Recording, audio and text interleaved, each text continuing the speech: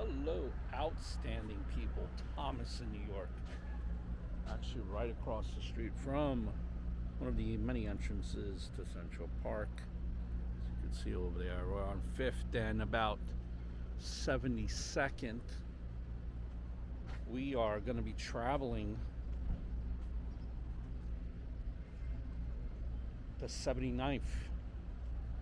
We're going to tell you the story that shocked, made many waves back in 1915. The Elizabeth Lizzie Nichols story. Let's talk. When 4 East 79th Street, which is where we're going to be walking to, was completed in 1901, it had all the hallmarks of a stylish arts, Beaux Arts mansion, a limestone facade, a bow front, a marble staircase, a sumptuous living space for residents and their servants, which made this exactly the type of stately house that prominent self-made millionaire James E. Nichols wanted. And there you see Mr. Nichols down at the corner there. Nichols, he was a New Hampshire native born in 1805, and he had come to New York as a young man and rose to become the head of a wholesale and importing grocery firm, bringing canned goods, coffee, tea, spices, and cigars to Gotham's fancy goods store shelves. Now, after buying the lot from a railroad mogul, Henry Cook, in 1898, who, by the way, owned the entire block and only sold to select elites he wanted as neighbors. Smart idea, right? Nichols commissioned architect C.P.H. Gilbert to create this showpiece, which would be his home.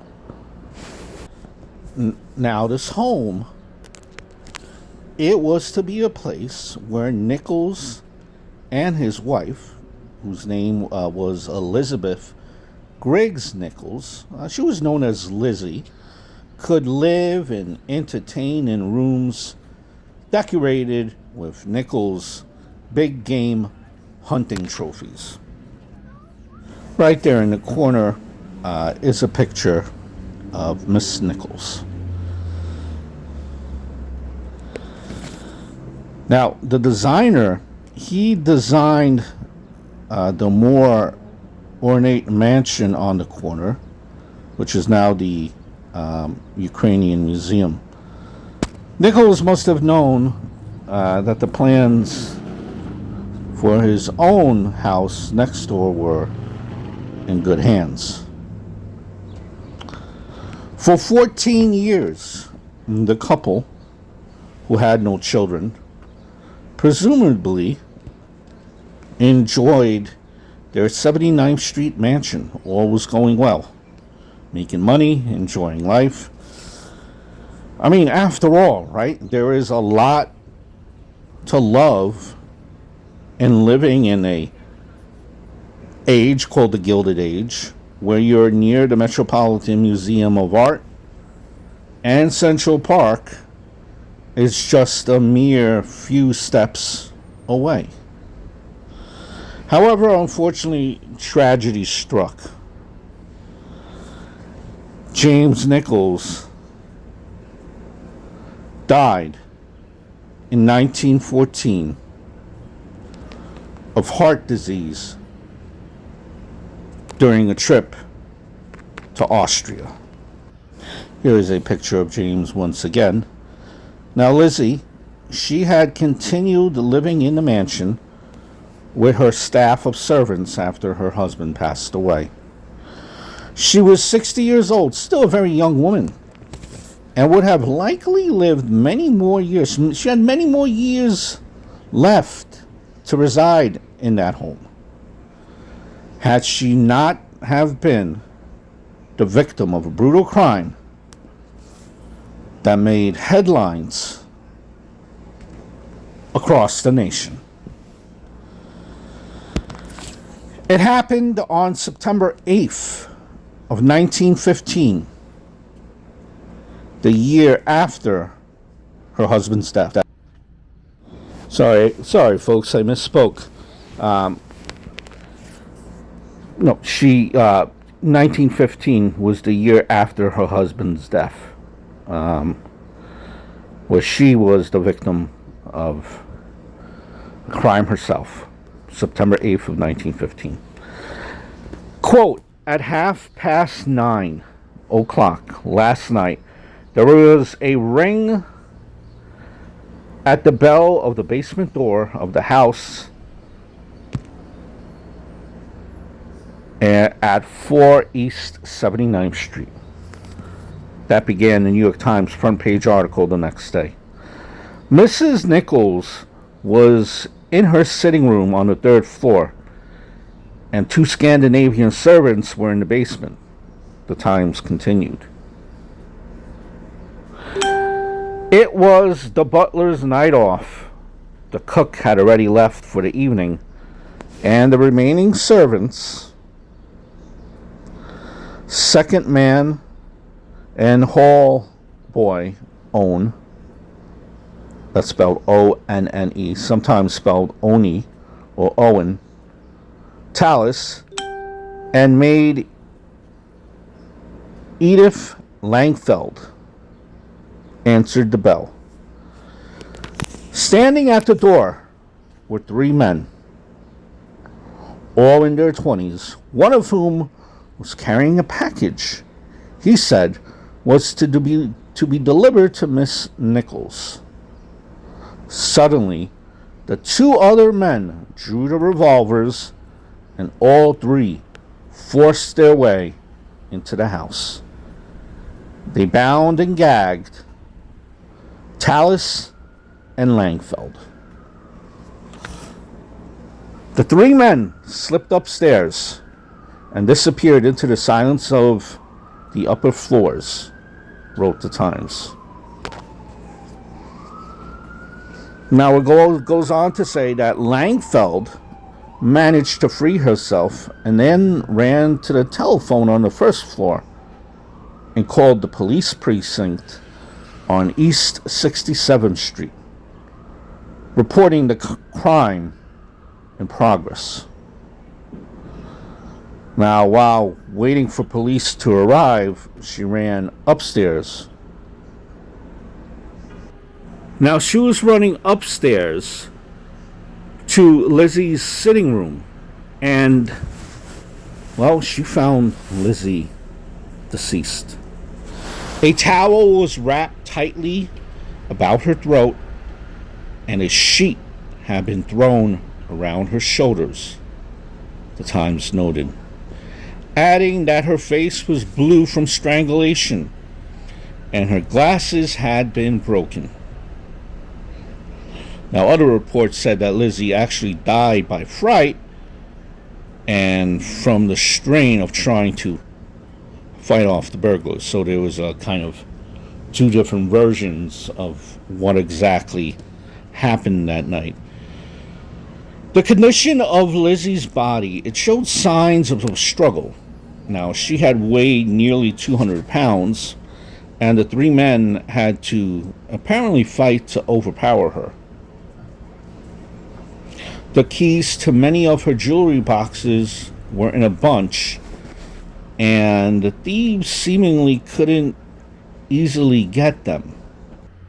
And they couldn't just easily get them because Lizzie typically wore them in a pocket in the back of her corset, as we are approaching how the Nichols house looks like in modern age. Very impressive structure, and this is like the whole row, as you could see. Remember with the railroad entrepreneur, Mr. Cook, how he owned the slot and he would only sell to people that he wanted to live with him on the same block. Now, Lizzie's friends, going back to the story, Lizzie's friends described her to reporters as a martyr to her love of jewels, a woman who wore a small fortune of diamonds and pearls and other precious stones with all her costumes. Wrote one paper. The police had discovered that this custom of Mrs. Nichols was a subject of talk in resorts frequented by the men they are now trying to arrest. There is the house right there, not on the corner. We just missed it. Hold on. Very unprofessional of me. Hold on. We're going to get a better shot. There it is. Right there. Second house on the corner. Right in front of that bus stop there. Where the people are standing. Look at that house, which is, man, you could just absolutely get lost in that house.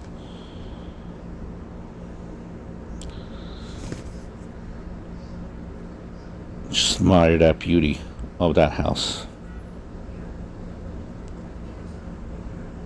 Now, the robbers still managed to escape with $17,000 in jewelry. Tallis was immediately under suspicion. Others said the intruders had been known to him, and he had acquaintances of his mistress' habit of wearing the strongbox key under her corset, wrote Christopher Gray in a 2004 New York Times Street Capes column. Tallis confessed to aiding the three men in robbing and murdering Lizzie. He was convicted for having guilty knowledge of the plot and was sentenced to die at Sing Sing prison. His sentence, however, was then commuted to life in prison since he didn't commit the actual crime. Now, in 1917, a real break in the case finally came. Two men police long sought to arrest for committing the burglary and the crime, Arthur Waltonen and Joseph Mulholland, confessed. They had exonerated Mr. Tallis. Waltonen now had been Lizzie's head butler until his dismissal weeks before the crime. Mulholland had met Waltonen and Tallis while hanging out in Mount Morris Park near Mulholland's home. Now, Waltonen was described by the New York Tribune as the good-looking younger brother who conspired to rob his widowed employer. In her testimony in Tallis's trial, Langfeld said she recognized Waltonen the night of the crime and thought maybe he was playing a joke on her. So it was the butler that had done it. And he got, the electric chair in July of 1917. Mulholland was tried and executed 1 month later as well. The third man, described early on as an Italian, apparently escaped the arm of the law. Now, the fact that a terrible murder was committed in the house didn't seem to deter others from living there at all. In 1916, it was owned by Catherine A. Fitzpatrick, who had commissioned architect Herbert Lucas to do the major alterations that had, updated the mansion that was now out of style. Lucas had redesigned the front facade, which was the architect, altered the fenestration of the side wall, and constructed a penthouse at number 4. Although some of the elements of Gilbert design were reproduced in a new facade, the large curved bay at the right, the entry portico at the left, and the mansard roof with the dormer windows were all removed. So there were small alterations. I'm now giving you a view of how the mansion looked at the time that the Nichols lived there before, some of the alterations were made. Still a beautiful masterpiece of a house. Over the decades, the mansion has changed hands, and an anonymous buyer just purchased it in 2023 for $56 million. As you can see, there is, well, you can't see, but Central Park is in the background. So back then, this property, it still looks gorgeous now. Back in the Gilded Age. And I just wonder, people stand in front of that bus stop, if they ever knew, what happened, like history in front of them. I always say it. Always interested in the who, the what, the where, and the why. Actually, this whole row of houses here are just marvelous if you look at them. Actually, I'm going to let you look at them before I skidoo. I bid you adieu. Hope all is well, Thomas, New York. Let's take a look at some of the row of houses here. Switch that around.